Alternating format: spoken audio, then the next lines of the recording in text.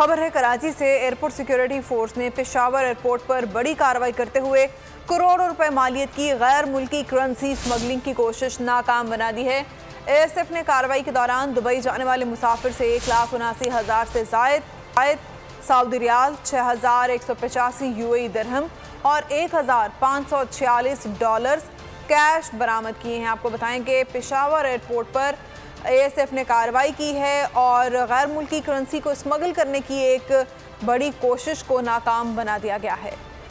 खबर है कराची से। एयरपोर्ट सिक्योरिटी फोर्स ने पेशावर एयरपोर्ट पर बड़ी कार्रवाई करते हुए करोड़ों रुपए मालियत की गैर मुल्की करेंसी स्मगलिंग की कोशिश नाकाम बना दी है।